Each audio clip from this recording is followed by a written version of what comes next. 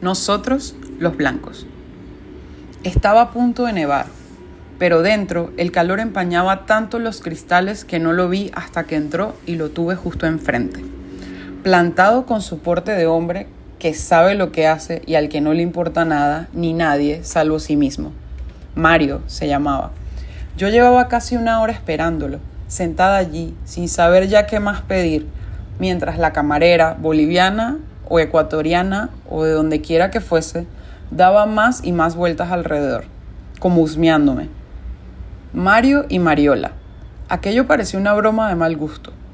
Casi una hora esperándolo y ni siquiera tuve después el arrojo de echárselo en cara. Era por su aspecto. No me lo imaginaba así, aunque tampoco sabía muy bien qué es lo que había imaginado. Era un tipo oscuro, delgado, con una argolla diminuta en la oreja. Venía con un mono de trabajo, botas de montaña y las manos engrasadas. Miraba mal y olía mal. Sacó su paquete de tabaco y encendió un cigarrillo sin ofrecerme. Se sentó frente a mí, extendió sus brazos sobre la mesa y me observó durante unos segundos antes de hablar. Recuerdo que me empezaron a castañetear los dientes. «Dime, ¿qué pasó de verdad?», me soltó a bocajarro. «¿No crees lo que te ha contado Mariola?». Él rió. Tenía un par de dientes rotos. «¿Mariola? Mariola es una embustera. Uno nunca puede fiarse de lo que ella diga». «Pues fíjate», susurré yo. «Todo es tal como ella lo cuenta». «Tienes que venir», me había rogado ella. «Bien», me dije. Una bonita ocasión para escapar de la mercería y ver un poco de mundo y todo eso. Mis padres se enfadarían, pero ¿qué podía hacer yo para evitarlo? También tenía derecho a visitar a mi hermana de vez en cuando. Uno debe acudir cuando alguien de la familia pide ayuda. Eso es lo que siempre se me había enseñado. El problema era que no podía decirles en qué consistía exactamente la ayuda. Mariola me había insistido en que no le contase nada a nadie. «Tú ven y olvídate de todos los demás», me dijo, como si eso fuese tan fácil. Parecía tan preocupada por sus propios asuntos que se olvidaba de que las cosas aquí son muy distintas. Jamás se ha parado a pensar en cómo es mi vida y en lo que me dejó para mí solita cuando decidió irse a Cárdenas. Así que cuando me llamó y me pidió que fuese, lo que sentí fue una mezcla de alegría y de angustia. Alegría porque después de todo me ilusionaba preparar la maleta. Angustia porque no sabía cómo iba a resolverlo para que no se quejasen demasiado. Una vez más, tendría que mentir. Mariola no podrá venir en Nochebuena. Me he invitado a pasar con ella los días previos. Mi madre se detuvo un instante, con la cinta elástica entrelazada en las manos hinchadas. Luego me preguntó a cuántos días me estaba refiriendo. 3 o 4. Recuerda que nos dejas solos con la mercería. Hace mucho que no veo a Mariola. Podía venir ella aquí. No puede, mamá. Acabo de decírtelo. Es por el trabajo. ¿Y tu trabajo? Tu trabajo no cuenta. Solo serán 2 o 3 días. En realidad, todo dependía de cuándo fuese el parto, pero eso tampoco podía decírselo. Hay demasiadas cosas que no puedo decirle, ni a ella ni a mi padre. Cosas que no son malas, pero que de todos modos no entenderían, y que me veo forzada a ocultar o enmascarar para sortear los problemas. A Mariola no le pedían tantas explicaciones. Nunca nos contaba exactamente qué hacía o qué dejaba de hacer, dónde vivía o con quién. Mi hermana, la lista, la licenciada, la que se fue a Cárdenas a trabajar, condenándome a mí a quedarme aquí para ayudar. Tenía veda para hacer lo que le viniera en gana, llamar o dejar de llamar, venir o dejar de venir, sin recibir nunca reproches, hiciera lo que hiciera. Era el orgullo de mis padres, que mientras a mí me sermoneaban si volvía a casa algo más tarde de la hora, ni siquiera se habían enterado de que ella estaba embarazada de 40 semanas.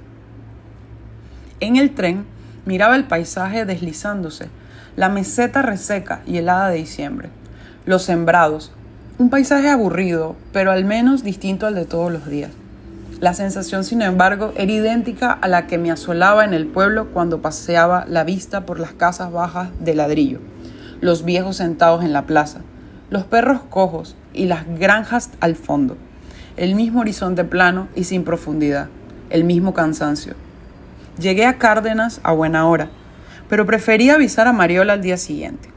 Ni por asomo quería que pensara que no era capaz de defenderme por mí misma. Junto a la estación de trenes vi filas y filas de taxi, que la gente tomaba sin formar cola.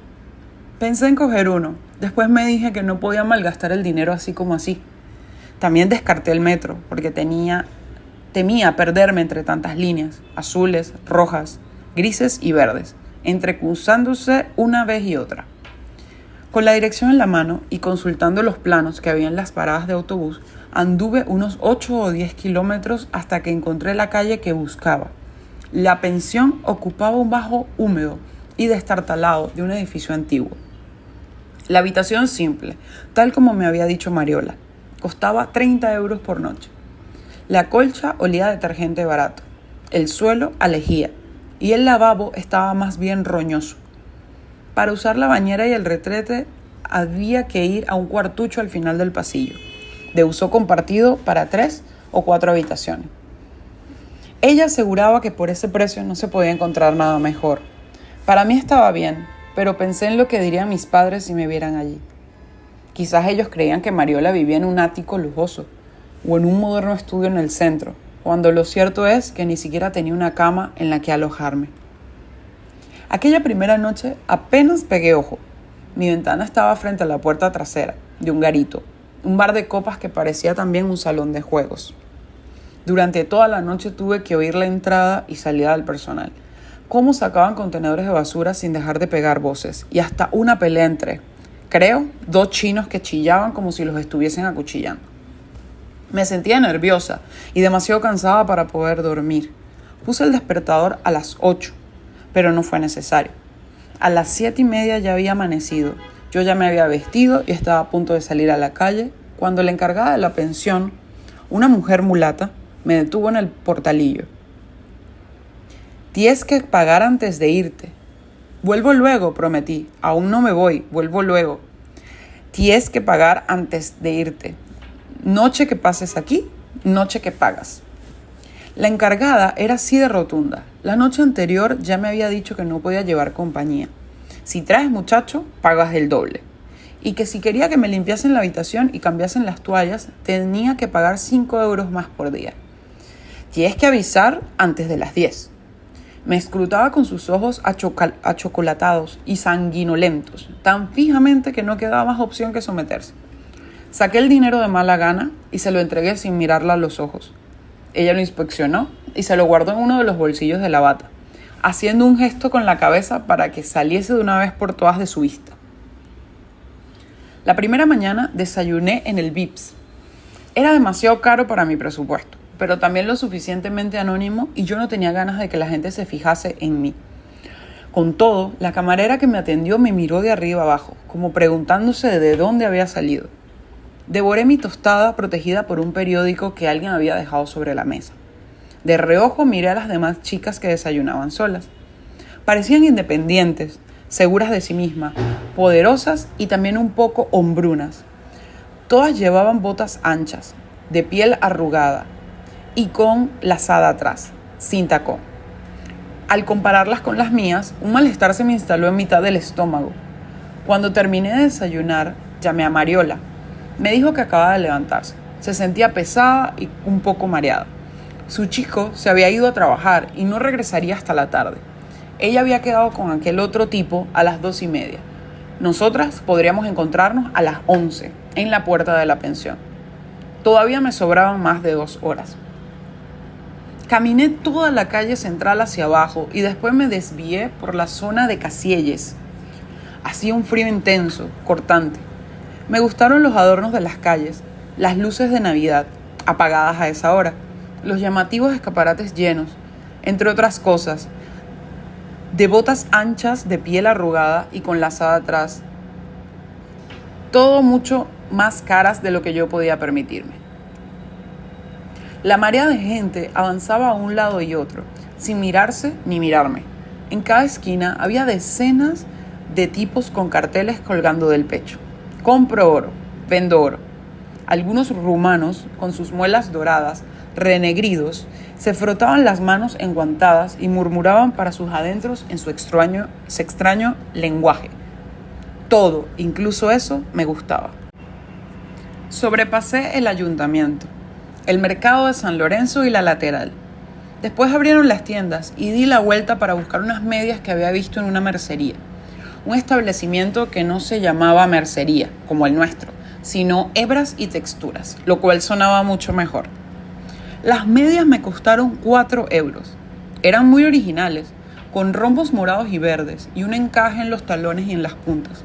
En nuestra tienda no las hubiésemos vendido nunca, no solo porque nunca nos llegaban artículos así, sino porque no habría tenido a quien vendérselas. Las dependientas empezaban a sacar a la calle los papás noeles, luminosos y sus letreros con espumillones y borlas. Yo me sentía eufórica. Era imposible imaginar lo que pasaría tan solo unas horas después. Rememorar aquel paseo, las calles que recorrí, los escaparates ante los que me detuve, los adornos que vi sacar y encender, el gentío, las mediaces, una muestra de que el mundo sigue latiendo con tranquilidad, incluso cuando todo parece acelerarse. El mundo es impasible ante cualquier cosa que suceda, por inusual, horrible o cruel que ésta sea. Visto así, el mundo no tiene mucho que ver realmente con nosotros. Como una granada mordida. Una cabeza abierta como una granada mordida. Esa fue la imagen que se me vino entonces a la mente. Y esa fue la que siguió viniendo después, como proyectada una y otra vez sobre mi cerebro. Recordaba aquella cabeza sangrante, justo del mismo modo en que son sangrantes los granos de una granada. Y miraba a Mario, resoplando con los ojos fijos en el cristal empañado, impaciente, violento, distraído. Se rascaba los brazos sin decir nada. Después cambió la expresión y rió. Una risa de loco. Joder, con lo flaca que está la Mariola. Hay que ver qué cojones le echó al asunto. No dije nada. No supe qué decir. La camarera se acercó a tomar nota y pedimos un par de Coca-Colas. Mario seguía riéndose para sí mismo. Riéndose entre dientes, como si masticase con detenimiento su propia risa. Lo que no entiendo es por qué tuvo que cambiar de opinión, dijo después. Los ojos le destellaban como un brillo extraño. Ya estaba todo hablado, no queríamos al niño. Ella ahora lo quiere. Una mierda lo quiere. Ella quiere joderme a mí. Eso es lo que quiere. No sé si ella quería joderlo o no. Después de tanto tiempo ya no conozco a Mariola. No sé qué motivos puede tener para actuar como actúa, ni cuáles son sus fines, ni sus deseos, ni sus intereses, ni nada. Hace demasiados años que no hablamos en serio. Siempre hay una barrera alzada entre nosotras. Una especie de muro traslúcido a través del cual nos llega desfigurada la imagen de la otra. Hasta me costó trabajo reconocerla cuando la vi. No por la enorme barriga bajo el abrigo, eso ya lo esperaba, sino porque se había cortado el pelo a lo garzón, con grandes patillas desordenadas que le cubrían las orejas, y porque estaba pálida y con los pómulos afilados. Iba en chándal y zapatillas de deporte, y tenía aspecto de enferma. Sonrió con sus labios blancos y resecos y nos abrazamos allí mismo con torpeza. Mariola siempre había sido fibrosa, fuerte, delgada, como modelada con ciencia. Aquella barriga puntiaguda y tirante no parecía suya. Verla, a la barriga, me produjo más repugnancia que ternura. Era como un gran pedazo de carne añadido en torno a su cintura, un pesado fardo ajeno y problemático. Caminamos sin mirarnos y sin cruzar palabra durante unos minutos, y después entramos a tomar un café en un bar que había más adelante. El típico bar donde yo jamás habría entrado sola, con su barra de cristal, las paredes de lamas de aglomerado y los cincuentones ociosos tomando anís con el cuello de la chamarreta alzado. Mariola me miró con desinterés. Ni siquiera me preguntó si había llegado bien o cómo había pasado la noche. No se perdió en rodeos. Primero se miró las palmas de las manos, después levantó los ojos y por último dijo: He cambiado de opinión. Me quedaré con el crío. El camarero giró la cabeza para observarnos. Yo tartamudeé. ¿Y qué pasará ahora? Este viene a las 2:30, ¿no? Sí, viene a casa. Se lo diré. ¿No sabe nada? No sabe nada todavía. Hubo una pausa. Hasta los demás clientes parecían haberse detenido. Los ruidos quedaron en suspenso, agazapados. Aquello resultaba más molesto que preocupante. ¿Lo sabe él? Acabo de decirte que no. ¿Eres idiota o qué? El mal genio de Mariola era proverbial. Me refiero a tu novio, Mario. ¿Qué dice él de eso? Nada. Él tampoco sabe nada. Lo decidí yo anoche, sola. Agarró la taza y sorbió su café, sin levantar la vista. Yo tampoco me atreví a añadir nada. Me sorprendió entrar en el cuartucho donde vivían. A su lado la habitación de mi pensión era casi lujosa. Estaba en un edificio apuntalado con andamios, uno de esos bloques de pisos ruinosos, llenos de viejas e inmigrantes, con las paredes descascarilladas y los pasamanos de la escalera pringosos por la grasa acumulada. Mi hermana y Mario habían alquilado la última planta, donde ni siquiera llegaba el ascensor y no había portero automático. Aquello debía de haber sido un almacén en otros tiempos. Solo contaba con un ventanuco que casi no dejaba pasar la luz y un cuarto diminuto con un lavabo, un retrete y un plato de ducha.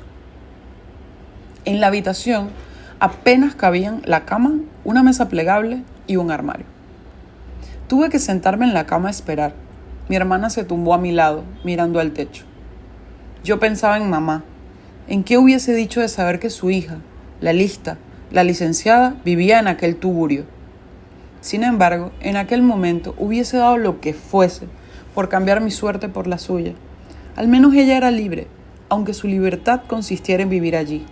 La miré de reojo, su enorme vientre subiendo y bajando por la respiración, quizá por la ansiedad, escuchando el tic-tac de un viejo despertador de hierro oxidado.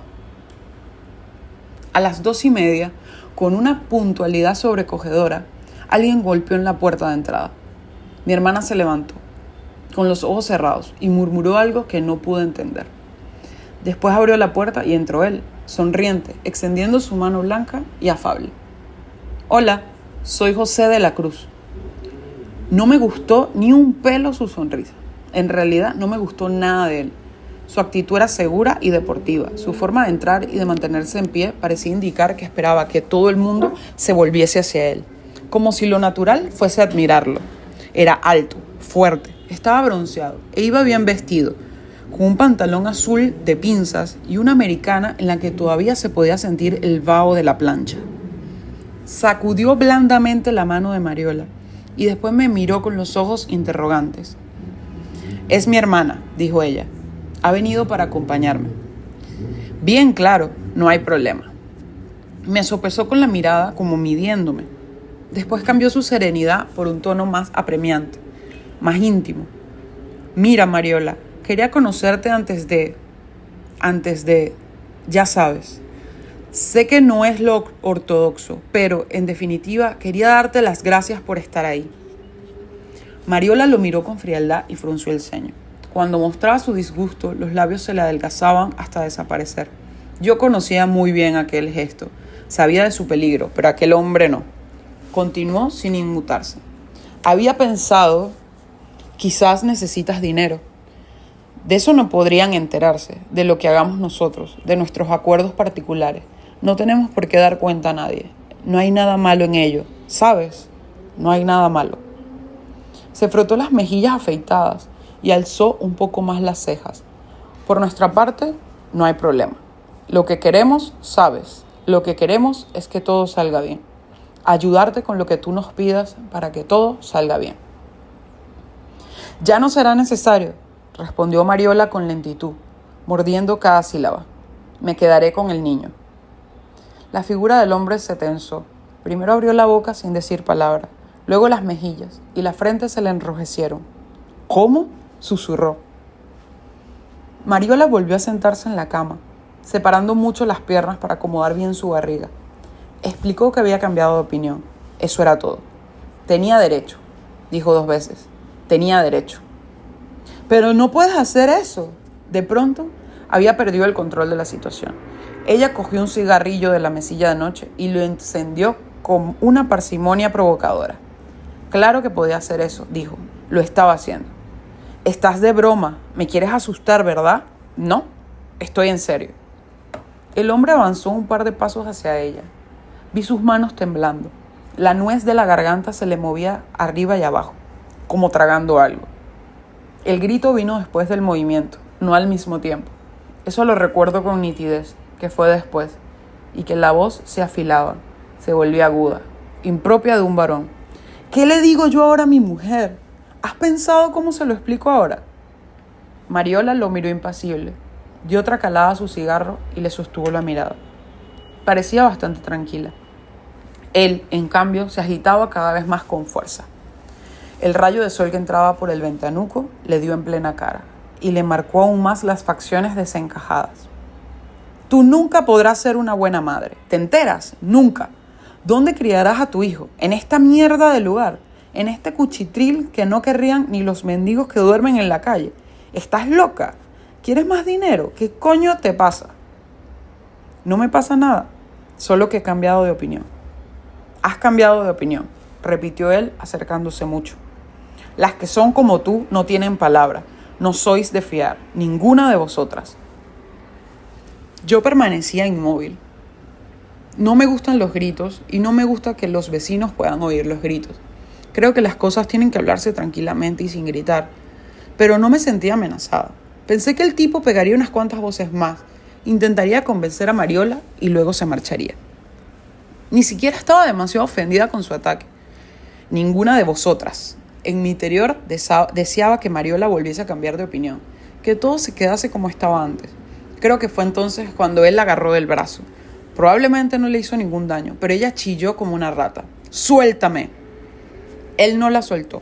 Empezó a insultarla. La sujetaba del brazo sin apretar, pero la insultaba con saña. Le dijo puta y cosas así. Recuerdo que según hablaba, se iba calmando poco a poco, con el cuerpo flojo, las piernas separadas, balanceándose adelante y atrás con una mezcla de desesperación y de ira.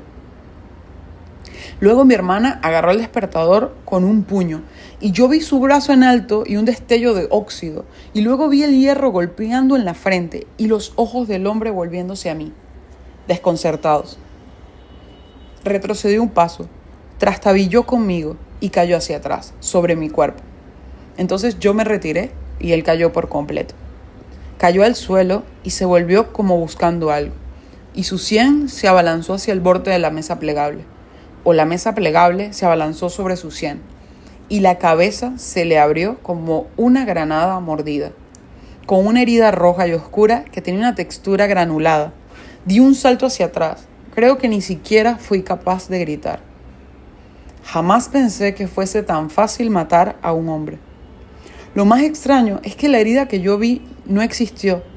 Fue suficiente con el golpe, un golpe limpio y desafortunadamente certero. Lo que mis ojos vieron fue algo más, un tipo de alucinación. Vieron quizás lo que había más allá de ese golpe, el efecto de morder en la vida de un hombre, la fragilidad de la vida de un hombre.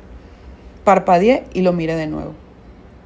Tenía un rictus extraño en la boca semiabierta, la mirada congelada. Ni siquiera había sangre. Mi hermana y yo estábamos sorprendidas, no demasiado asustadas al principio. Corrí a su lado y lo observé de cerca, frente con frente. Fue por defensa propia, nos dijimos la una a la otra. Fue por defensa propia, porque él había intentado estrangularla. A partir de entonces no iba a existir ninguna otra explicación que dar. Lo demás fue tan confuso que me resulta difícil armar el orden en el que sucedió. Lo primero que veo, que recuerdo, es a mí misma en una claustrofóbica dependencia de la comisaría, prestando declaración ante unos policías excesivamente amables. Pero antes tuvo que estar todo lo demás, y sin embargo solo permanece una niebla, imágenes diluidas que apenas consigo enfocar. Como las de los sueños, los vecinos acumulados en el portal, la ambulancia y sus luces girando. Mariola, bajando la escalera, sujetándose la barriga, el furgón policial, y la una sentada junto a la otra sin decirnos palabra. ¿De qué manera intentó atacar don José de la Cruz a tu hermana?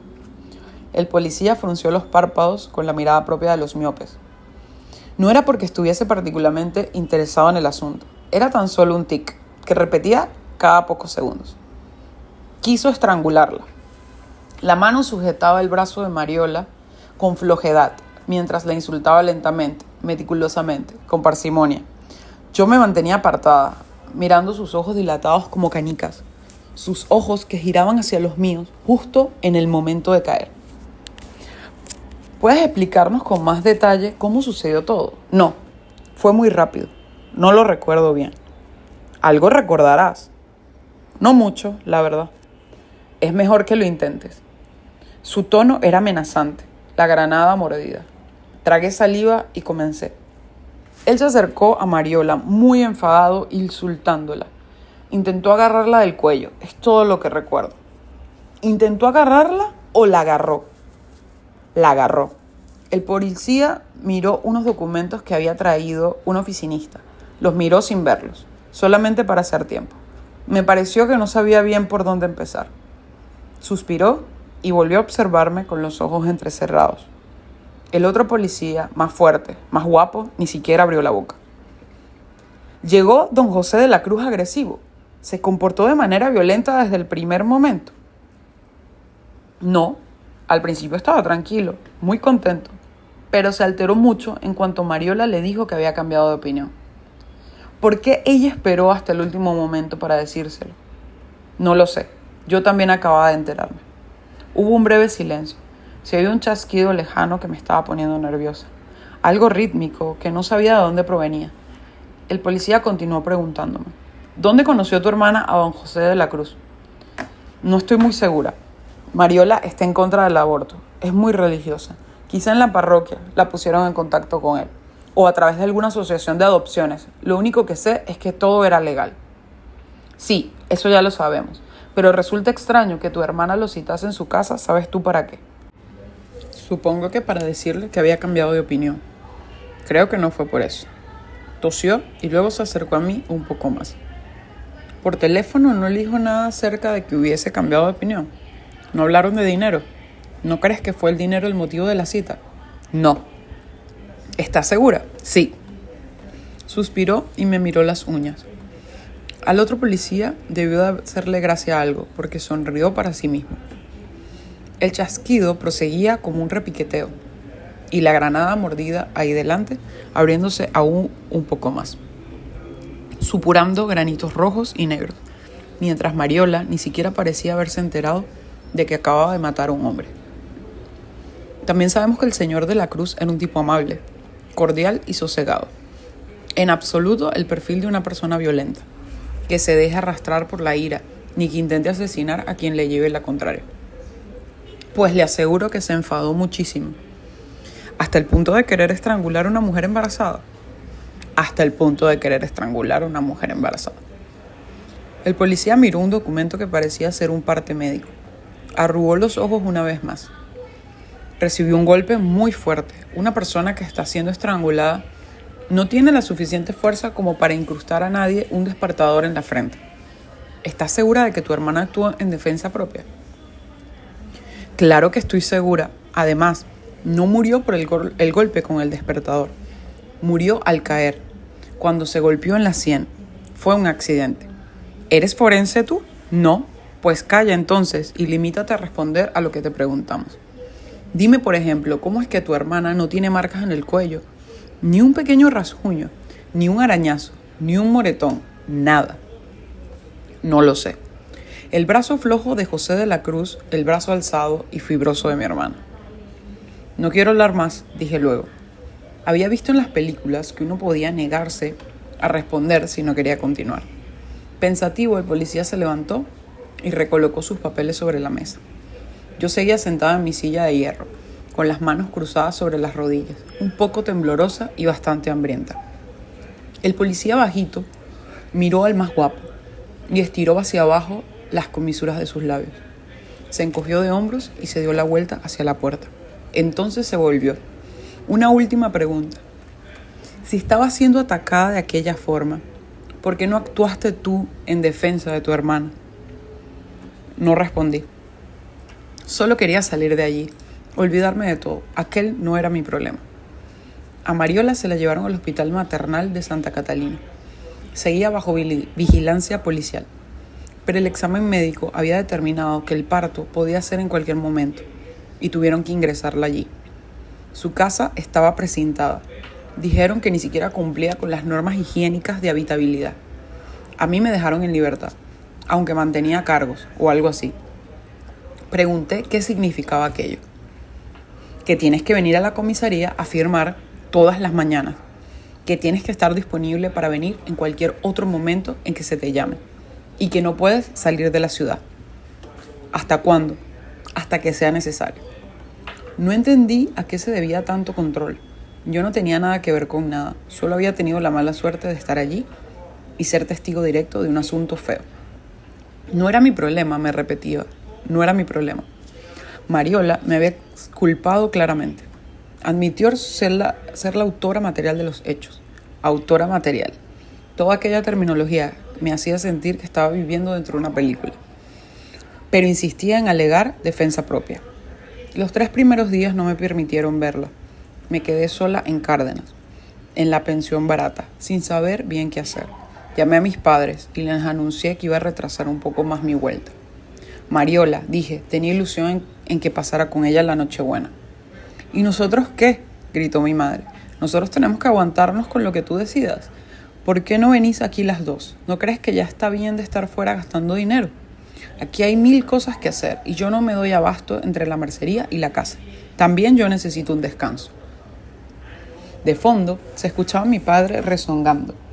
Se enfadaron muchísimo, pero yo no podía hacer nada. No tenía ni idea de cuándo me dejarían marchar. Debía estar allí hasta que fuera necesario. No era eso lo que me habían dicho, pero ¿cuánto era necesario? En aquellos momentos me preocupaba más la bronca que iba a llevarme a la vuelta que el modo en que se iba a resolver aquel lío.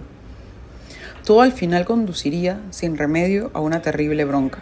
Y eso, si me paro a pensarlo, la gran bronca, me inquietaba más entonces que nada en el mundo.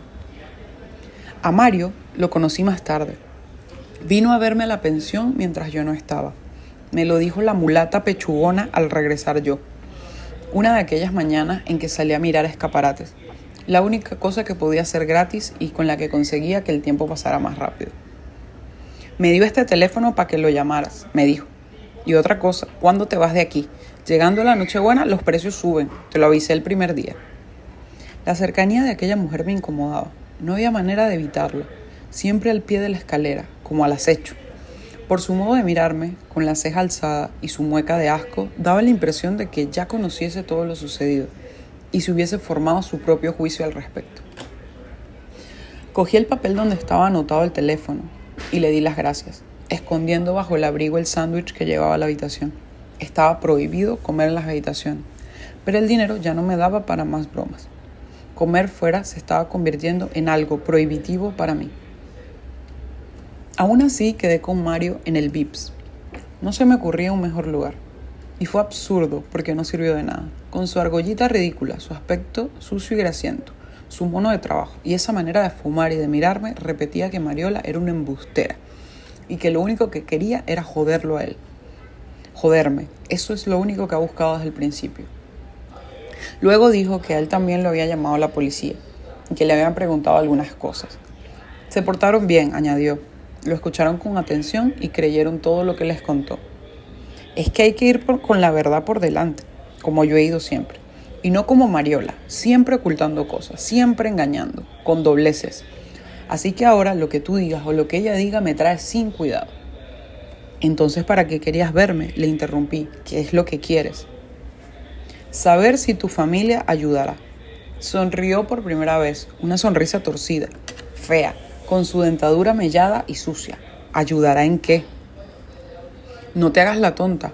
Ayudaréis con el niño. Un niño necesita dinero y yo no tengo dinero. La familia tiene responsabilidad. La familia está para echar una mano. Mariola nunca habla de vosotros, pero me parece que ya es hora de que las cosas vayan cambiando. Sí, ya es hora de que las cosas vayan cambiando, susurré. Entonces, le dije que sí, que ayudaríamos en todo lo que se pudiera, aunque pensé en mis padres y en que mejor sería que no se enteraran nunca de que iban a tener un nieto. Deseé con todas mis fuerzas poder dar marcha atrás al tiempo y que todo siguiera como hasta entonces, aunque eso nos condenase a todos a una vida eterna entre los arrozales. Después nos fuimos. Mario me miró con sorna mientras yo pagaba las 2 Coca-Colas. Se despidió con un gruñido y se marchó, abrochándose su chamarra hasta la barbilla. Vivir en Cárdenas para acabar liada con un tipo así, pensé con falsa compasión. Caía una seminieve irregular y yo no sabía bien qué hacer. así que me metí en el Corte Inglés para probarme ropa. Conseguí las botas a muy buen precio, unas botas arrugadas de piel sintética, planas y con lazada atrás, a tan solo 20 euros, descuento especial de Navidad. Anduve con ellas de arriba abajo todo el día, así, con mis vaqueros, la gorra y las botas, dando vueltas y más vueltas por las calles, que ya me conocía al dedillo. Empecé a sentir que formaba al fin parte de Cárdenas y me olvidé un poco de todo. Después me llamó la policía y fui a ver a Mariola al hospital. El niño había nacido la noche anterior. Quizás yo quisiera verlo, sugirieron. Las visitas de familiares estaban permitidas. Era el día 23 y se respiraba algo de eso que algunos llaman ambiente navideño. Las calles estaban llenas de luces y de papás noeles, repartiendo caramelos y globos. Y también de gente que se ponía gorros rojos a cambio de nada, de repartidores de publicidad disfrazados de Reyes Magos, de coros de campanilleros tocando la pandereta y de mendigos que te pedían limosna al tiempo que te felicitaban las Pascuas. Justo antes de entrar en el hospital, mi padre me llamó para preguntarme qué estaba pasando. No me digas que no vas a venir a pasar la Nochebuena aquí, con tu familia. Su voz sonaba metálica, diferente. Era extraño que hablase, él jamás preguntaba nada. Se limitaba a exponer su punto de vista y a acorralarte si querías refutárselo. Mariola también es mi familia. Además, ya no quedan billetes para volver. Eso es mentira. Yo he llamado a la estación y me han dicho que sí quedan. Lo siento, papá. Tengo que quedarme unos días más. Después balbuceé y decidí quemar el último cartucho. Te lo explicaré a la vuelta. Lo que pasa es que no quieres volver. Lo que pasa es que a ti te gusta mucho la fiesta. Y en Cárdenas hay mucha fiesta. No, papá. No es nada de eso. Ya te lo explicaré. Solo te digo que si no vienes tú, mamá y yo nos presentaremos allí. Quise pensar que aquello era un farol. Tenía que pensar que era un farol, que no estaba hablando en serio. No podía estar hablando en serio. Sentí que se me congelaban las manos, allí parada, en la puerta del hospital, sin saber qué tenía que decir a continuación. Ya te llamaré, papá. Ahora me quedo sin batería. Entré acongojada. Encontré a Mariola en una habitación normal, una habitación para ella sola. No sé por qué había imaginado que estaría esposada o escoltada o algo así. Lo cierto es que pude llegar hasta allí sin que nadie me preguntara nada. Mariola estaba dormida y el bebé se encontraba a su lado, en una cunita giratoria, con los ojos abiertos y la boca manchada de leche. Tenía un montón de pelo y era horrorosamente pequeño y feo. Le cogí una mano y me agarró con sus deditos diminutos. Sus uñas eran larguísimas y blandas, y su piel arrugada estaba recubierta por una pelusilla dorada. Me miró con sus ojos turbios y gimoteó un poco. Entonces Mariola se despertó. No hablamos de nada de aquello. Quiero decir, de nada relacionado con José de la Cruz, ni con su arresto, ni con mi situación, ni con la suya. Parecía muy cansada. Me contó que había tenido un parto muy largo, que el niño se había resistido a salir y que no había podido dormir en toda la noche después porque no había parado de llorar ni un momento. ¿Cómo se llama? Todavía no lo sé. Se incorporó un poco para mirarlo. Estaba pálida y despeinada. De pronto parecía solamente una niña enferma. El niño lloriqueó y ella lo cogió y se lo puso al pecho. Tenía el pezón como una ciruela morada. Nunca hubiera podido imaginar a mi hermana con un pezón así de grande. Me quedé unos instantes mirando, fascinada. Después llegó Mario y tuve que irme.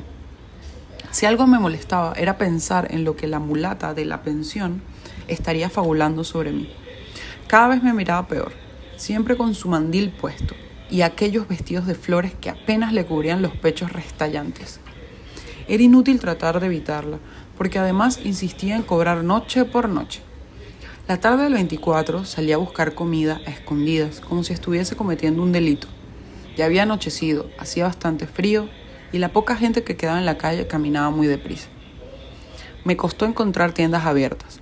Finalmente entré en un chino y compré un par de sándwiches, 2 yogures y un cartón de zumo. A medio camino volví por un paquete de palmeritas para desayunar al día siguiente. No fui la única que pasó la Nochebuena en la pensión. Mi vecino, un anciano tartamudo, creo que polaco, encendió su transistor como una noche cualquiera. Escuchaba siempre su programa de soul de 7 a 9. La pareja del fondo del pasillo armó un poco de jaleo, nada fuera de lo corriente. Cantaron villancicos y después pelearon. La misma encargada estuvo trasteando por el pasillo todo el tiempo. Escuché sus gritos cuando hablaba por teléfono y los golpetazos que daba con el cubo en el suelo mientras limpiaba. El olor a desinfectante persistió toda la noche. Llamé a Mariola al móvil, pero estaba desconectado. Mandé el mismo mensaje de felicitación a unas cuantas amigas. Solo me contestó una.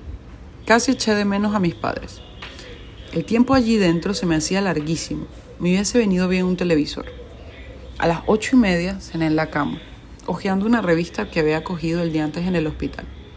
Después me adormilé hasta que en torno a las 12 oí petardos en la calle, coches a un lado y otro, y la noche comenzó a animarse. Me asomé por la ventana y vi que en la parte trasera del garito se formaba una cola de chicas con minifalda y zapatos de plataforma, y chavales con cazadoras de cuero. Las chicas pasaban dentro sin problema, pero a los chavales los paraban dos tipos fornidos, con las piernas abiertas y los brazos cruzados sobre el pecho. No sé por qué esa noche la gente entraba en el local por la puerta de atrás y no por la de adelante. Estuvieron así hasta las 5 o las 6 de la mañana, cuando sentí que el vocerío comenzaba a amortiguarse y al fin caí dormida. El día de Navidad me habían excusado de ir a firmar a la comisaría. Pasé la mañana en la pensión durmiendo a ratos y aburriéndome bastante. Acabé todas las palmeritas. Por la tarde salí un par de horas para ver a Mariola y a su bebé sin nombrar. Aproveché que estábamos juntas para llamar a mis padres, pensando que así se tranquilizarían. Parecían seguir bastante enfadados, aunque no con ella. La miré conversar con animación, sonreía y contestaba con evasivas. Imaginé que a ellos les bastaba con eso y sentí rabia y celos. Cuando preguntaron quién era el niño que lloraba, improvisó una mentira con facilidad pasmosa. Estamos visitando una vecina que acaba de dar a luz. Mariola se mostraba extrañamente relajada, respiraba despacio y casi le habían desaparecido las ojeras. Me contó que había discutido con Mario aquella misma mañana. Él seguía empeñado en entregar al niño en adopción, mientras que ella tenía cada vez más claro que quería quedárselo. A pesar de lo cual lo trataba con un marcado desapego y seguía sin ponerle nombre. También me contó que le darían el alta el día siguiente y que de allí iría a una cárcel de mujeres. Es una detención preventiva, no significa nada todavía, es porque no puedo quedarme en casa en estas condiciones. Si no, con el arresto domiciliario sería bastante, algo así me explicaron. ¿Y el bebé? El bebé viene conmigo, allí estaremos bien. Cuando regresé a la pensión, di un rodeo para pasar por la puerta principal del garito. El lugar se llamaba Oasis y era una especie de antro que, según indicaba un cartel, abría desde las 4 de la tarde hasta la 1 de la madrugada. Aunque bien sabía yo que la hora de cierre era mucho después. El ventanal de la entrada estaba adornado con una cortina navideña de bombillitas que parpadeaban por turnos, formando cenefas y círculos. A esa hora el local todavía no estaba demasiado animado. La clientela además no era tan joven como yo había pensado. Vi a una pareja de cuarentones junto a la barra. Ella estaba bastante gorda y tenía las piernas cruzadas. Se reía con espasmos mientras él le contaba algo al oído. Al fondo se distinguían algunas sombras junto a una mesa de billar. La camarera, una chica con una larga melena negra que limpiaba las botellas con un plumero, me miró unos instantes. Entonces me di cuenta de que me había quedado pasmada en medio de la puerta. Me fui deprisa, avergonzada. Compré algo de comer y entré en mi habitación sorteando como pude a la mulata. El 26 de diciembre se llevaron a Mariola y al bebé a la cárcel de 7 puertas. Me lo dijo un agente aquella mañana, cuando fui a firmar a la comisaría. No era el guapo, era uno nuevo, uno con aspecto de jubilado que quizás sustituía a alguien en los días de fiesta. Me sonrió y me contó que mi hermana podía recibir visitas, aunque no sabía cuántas ni cómo. Me aconsejó ir directamente para informarme. Aquella era una cárcel tranquila y estaba bien porque al fin y al cabo ella no tenía dónde ir. Así que yo no debía preocuparme, todo saldría bien, añadió. ¿Y cuánto tiempo más tengo que estar yo así? Creo que poco. Mañana te diremos. Van a tratar tu caso luego en una reunión. Aquello me animó. Cuando salí de la comisaría, Cárdenas me pareció más limpia y soleada que nunca. Cansada ya de mirar escaparates y de probarme ropa que no podía comprar, pensé que sería bueno ir a algún museo. Probablemente mis padres iban a preguntarme si había visitado alguno, y le extrañaría que no lo hubiese hecho. Tal vez podría llevarles una postal o un llavero como demostración. Elegí el Museo de Pintura Nacional, porque lo tenía ya localizado en mis paseos, pero elegí mal. Más tarde supe que la mayoría de los museos eran gratis, pero la entrada en este costaba 8 euros. Además, lo que vi no me interesó demasiado. Me paraba delante de cada cuadro, contaba hasta 10 y seguía hasta el siguiente. Había muchas salas y el recorrido se me empezó a hacer pesado. Tardé demasiado en la primera parte, donde solo había cuadros pequeñitos con marcos dorados de vírgenes con la piel de color ceniza, ángeles con túnicas brocadas y niños Jesuses con caras de viejo. Después empecé a ir más rápido. Las últimas salas estaban llenas de cuadros pintados con furia, en los que se podían apreciar hasta los brochazos, con pegotones, planchas de metal herrumbroso, cuerdas y cosas así. El que más me llamó la atención fue uno en el que se veía un hombre partido en dos, con una mitad totalmente sana, incluso con su medio traje puesto, y la otra sangrante, con los músculos y los tendones deshilachados. En las heridas había hileras de hormigas y también muchas moscas azules. El color de la sangre me recordó el de la granada mordida, y entonces me di cuenta de que no había pensado en aquello en todo el día, y me sentí bien. Cuando acabé la visita, me comí otro sándwich sentada en un banco, mirando una bandada de palomas que se peleaban por cualquier cosa mínimamente comestible. Se me había echado la hora encima y hacía bastante frío otra vez, así que decidí aplazar el viaje a Siete Puertas al día siguiente. Empecé a sentirme indispuesta, la frente me ardía y los escalofríos me recorrían todo el cuerpo. A pesar de mi estado, di un pequeño rodeo para pasar por delante del oasis.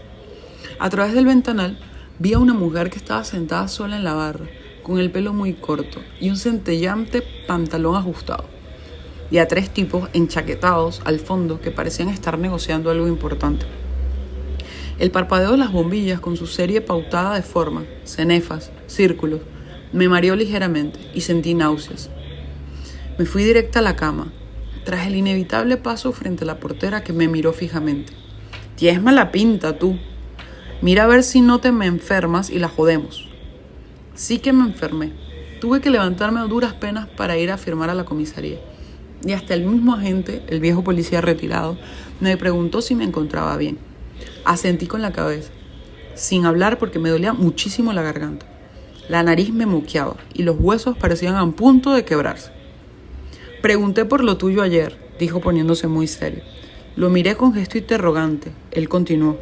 «Aún no es seguro, pero lo más probable es que solo tengas que venir 4 o 5 días más». Después bajó la voz y miró a un lado. «El comisario que se encarga de estas cosas está ahora de vacaciones. Vuelve el 2 de enero». Conseguí articular palabras a duras penas. «¿Quiere decir que voy a tener que pasar aquí la noche vieja? Ya casi no me queda dinero para pagar la pensión». «No sé qué quiere decir, hija.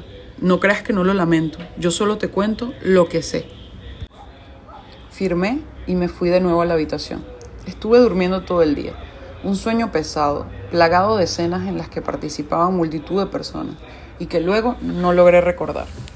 Por la tarde reuní fuerzas y salí a comprar aspirinas. Un agudo dolor me atravesaba la cabeza. Sentía los ojos líquidos por la fiebre. A la vuelta me detuve una vez más ante el oasis. Tuve un poco de vértigo al otear por la puerta. No veía con nitidez lo que pasaba adentro, pero parecía animado. Sonaba música latina, o algo que parecía música latina. Di un paso al interior, tropecé y luego retrocedí. La imagen de la granada abierta me golpeó en la frente. Era una lámpara roja que giraba a lo lejos, sobre una pequeña pista de baile. Un tipo con bigotito me preguntó si me pasaba algo. No recuerdo qué le contesté. Creo que di la vuelta, simplemente, y subí a la habitación. Tomé 2 aspirinas y caí dormida como un tronco. Me desperté hambrienta y sin nada que comer en la habitación. Seguía débil, aunque no tan mal como el día anterior.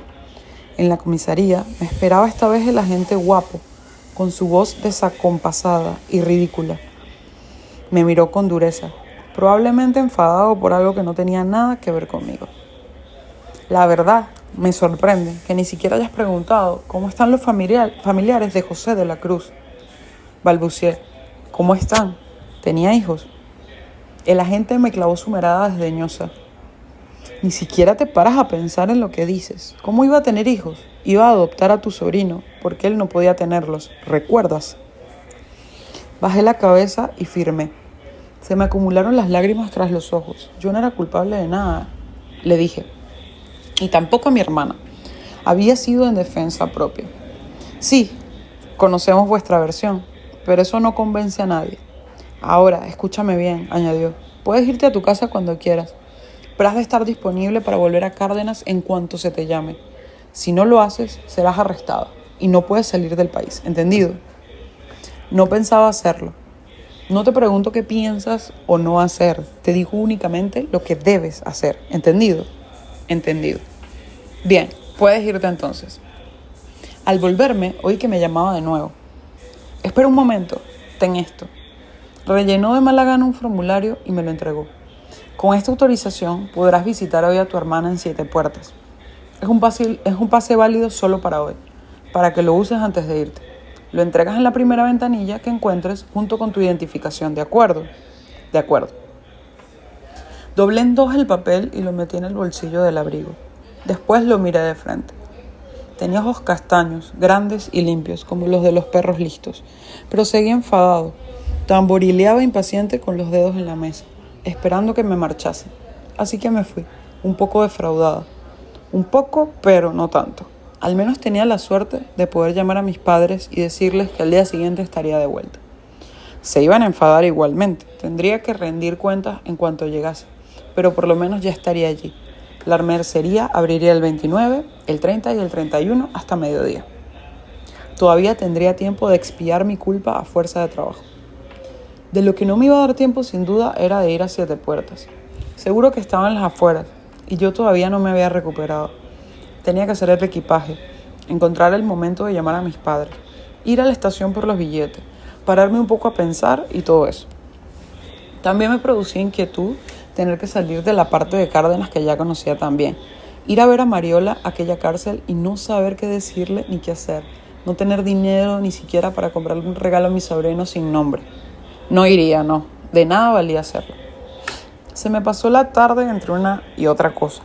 Le dije a la encargada de la pensión que era mi última noche y que por la mañana saldaríamos cuentas.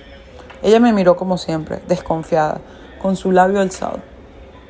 El teléfono lo cogió mi madre cuando le anuncié mi vuelta. No mostró ninguna alegría. Más bien parecía contrariada, deseosa de reprocharme, que nada se iba a arreglar después de todo. Ironizó. Me dijo que por ella podía quedarme en Cárdenas todo el tiempo que quisiera, pero que no se me ocurriera volver cuando se me acabara el dinero. Me dijo que yo debía actuar siguiendo mi conciencia y que si mi conciencia me dejaba dormir tranquila sería porque era una desalmada. Me dijo también que no me necesitaban en absoluto, pero enseguida añadió que estaban desbordados con los pedidos y que mi egoísmo no tenía límites. Intenté tranquilizarla. Ningún argumento le valía. Al colgar no sentí ningún alivio. Después fui a la estación a buscar el billete. Tuve que guardar una larga cola en la taquilla. Estaba deseando acabar, pero cuando tuve el billete me encontré terriblemente vacía. De pronto no sabía qué estaba haciendo allí ni qué tenía que hacer a continuación. Me entretuve viendo algunas esculturas que había expuestas en los pasillos centrales de la estación. Fui al servicio. Me fastidió tener que pagar para entrar. Luego pasé por la galería comercial mirando tonterías, juguetes, adornos de Navidad al 50%, perfumes de imitación, chocolatinas, camisetas y botas. Más botas de piel arrugada y con lazada como las mías. Robé una barra de labios en una perfumería. El corazón me latía desbocado, pero no era por eso. Tuve que pedir permiso a unos ancianos para sentarme junto a ellos, porque no quedaba ningún banco libre. Se apartaron a un lado y enseguida se levantaron y se fueron refunfuñando. Me agarré la cabeza con las manos. Ya me daba igual que me mirasen o me dejasen de mirar. Algo me oprimía las sienes, algo que era superior a mi propio estupor y a mi vergüenza. Una mujer con el pelo azulado se detuvo frente a mí sin hablarme. Después prosiguió su paseo meneando la cabeza con disgusto. Intenté controlar la respiración. Estiré las piernas, suspiré varias veces y poco a poco se me fue pasando aquel ataque. Pensé que mi última noche en Cárdenas debía ser distinta. Tenía hambre y me apetecía comer algo diferente a los sándwiches de siempre. ¿Sería capaz, como había visto hacer a las demás chicas, de entrar en un bar y cenar sola, con toda la seguridad y el desparpajo que ellas derrochaban? Me rodeé alrededor de la avenida de la Constitución, sin atreverme a entrar en ninguno de los restaurantes que se repartían por las aceras. Todo el mundo parecía bien acompañado. Las risas, el brillo de copas entrechocando, la espuma de la cerveza. Todas aquellas cosas que pertenecían a los demás, pero no a mí. Perdí los ánimos y entré una vez más en el Vips. Tomé una hamburguesa con huevo, queso fundido, lechuga y salsa tártara, con un montón de papas fritas, que devoré sin mirar a los lados. Estaba sentada en una mesa apartada y al principio estuve bien, pero después comencé a sentirme intranquila y cansada y tuve ganas de irme de allí cuanto antes. Cuando salí, caminé hacia el oasis, arrastrando los pies. No quería volver aún a la habitación. Me sentí incapaz de aguantar así ni una noche más. Eran solo las 9 de la noche y yo tenía el estómago lleno y todos los planes terminados. Del suelo se levantó un vapor frío, una especie de niebla nocturna que me hizo estremecerme. Metí las manos en los bolsillos del abrigo y entonces recordé el pase para la cárcel. No podía dejarlo allí para que lo viesen mis padres al llegar. Lo rompí en pedazos y lo tiré a una papelera. Era viernes y el oasis estaba inusualmente lleno. Me detuve unos instantes en la puerta como había hecho siempre, pero esa vez sentí tras de mí un grupo de gente que se acercaba y empujaba. Olfateé una mezcla de perfumes. Permiso, eran sudacas de los que había por todos lados en Cárdenas. Pasaron junto a mí y entraron en el local. Un grupo de hombres y mujeres chaparros, oscuros, con las frentes planas y los dientes anchos. Entré tras ellos, casi sin darme cuenta, y luego ya me dio reparo volver a salir. Me acerqué a la barra y vi que una pareja pedía ron con Coca-Cola. Pedí lo mismo. La chica que me sirvió sonrió sin mirarme, como si yo fuese transparente. Tenía una exótica melena rizada y vestía completamente de negro, con un gran escote. También llevaba pendientes grandes y largos. Me sentí mal al verla. Son 7 euros. Solo llevaba encima un billete de 10. No imaginaba que una copa pudiese costar tanto, y menos en un lugar al que iban sudacas. Pero así era. Pagué y me senté en un taburete, mirando hacia la puerta y fingiendo que esperaba a alguien. Comencé a beberme mi ron con Coca-Cola, a sorbitos pequeños, para que me durase lo más posible. Observaba al grupo que acababa de entrar. Juntos formaban un ondear continuo de risitas y parpadeos. Claramente estaban coqueteando unos con otros, o todos con todos. Al fondo había más gente sentada en la barra, otros jugando a los dardos, una mesa en la que varias mujeres hablaban en voz baja, con gran seriedad, sombras y focos rojos, la granada mordida y abierta y eterna. Una atmósfera roja y borrosa en torno al mundo. Yo era la única que estaba sola. Saqué el móvil y tecleé un buen rato sin propósito. Ni siquiera tenía cigarrillos que fumar. Cuando levanté la cabeza, había a mi lado un chico grueso, de piel lechosa, con ojillos pequeños y pecas. ¿Esperas a alguien? Sí. Me miró de arriba abajo, era más joven que yo, quizás 17 o 18 años como mucho. Un peculiar gesto de desprecio contrajo sus labios. Soltó una risita débil como de burla. Entonces me voy. No, no te vayas, le pedí. Luego bajé la voz. En realidad me estaba aburriendo. Él se sentó a mi lado. Le costó trabajo encamarse al taburete. Estaba realmente gordo. Una capa de grasa le cayó sobre la entrepierna cuando al fin se acomodó. Llevaba los brazos al aire. Me recordaron masa de pan cruda. ¿No tienes frío? Aquí dentro no. He dejado ahí mi chaqueta. Señaló con los ojos hacia un perchero. Después me dijo que se llamaba David y que vivía en Bocancha, que trabajaba en una tienda de informática y que acababa de pelearse con su jefe porque no le había dado ni un puto día de vacaciones en Navidad. Su jefe se llamaba Ramírez. Luego había otro socio que se llamaba Castro y además había otros 3 empleados sin incluir a la Sole, que era el florero de la tienda. Ramírez y la Sole estaban liados, me dijo. Eso lo explicaba todo. En cuanto a los proveedores, tampoco habían dejado de mandar mercancías porque Castro insistía una y otra vez en que esa era la mejor época del año para las ventas. Para él, añadió luego, que no tenía que pasarse las tardes rellenando albaranes. Yo le escuchaba sin preguntar nada. Lo veía hablar y hablar. La saliva se le acumulaba en las comisuras de los labios y empecé a perderme entre sus historias de abusos, injusticias, persecuciones y emboscadas. David hablaba en voz muy baja, atropellándose, con la cabeza gacha. Era muy difícil entenderlo. ¿Puedes invitarme a una copa?, preguntó de pronto. Balbuceé. Casi no tengo dinero, ya ves. Venía con 10 euros y esto ya me ha costado 7. Aquí una cerveza vale 2,5. Se la pidió a la camarera. Cuando se la sirvió, bebió un sorbo y continuó. Me he venido directo desde el almacén y no traigo ni siquiera las tarjetas, pero puedo invitarte yo a ti otro día si quieres. Le expliqué que estaba en Cárdenas de paso, que me iba al día siguiente. Él asintió muy serio y después continuó como si no me hubiese escuchado. Conozco un sitio estupendo, mejor que este, en la parte de boliches. Soy amigo del Fede, uno de los camareros, un tipo legal. Podemos ir mañana si quieres. Mañana por la tarde me voy de Cárdenas. Bueno, pues el domingo. También abren el domingo. Entornó los ojos y cambió el tono. Oye, si te molesto me lo dices, ¿eh? No, no me molestas. Seguro, hay montones de tías que dicen eso, pero luego, cuando les pasas una mano por encima del hombro, te sueltan una hostia. No me molestas, te digo. ¿Pero tienes novio tú, eh? Bebió más cerveza. ¿Tienes novio? Sí, pero no está aquí. ¿No es a tu novio a quien esperas? No. Arrimó su taburete al mío y acercó su boca a mi oreja. Apestaba a alcohol. Mi cerveza no era lo primero que bebía aquella noche. Entonces puedo decirte que eres una tía muy guapa. Yo me retiré nerviosa, miré alrededor. El grupo de sudacas había pasado hacia el fondo del bar y 2 de ellos, un hombre bajito y una mujer muy morena y culona, bailaban despacio sobre la plataforma dorada y bajo la luz de la granada, mordida y abierta y eterna. El hombre acariciaba con lentitud las nalgas de la mujer y ella se contoneaba con la cabeza vuelta hacia un lado. Lo demás, creo, es lo que suele hacerse en estos casos, aunque yo no tengo demasiada experiencia, y menos aún de cómo son estas cosas en Cárdenas.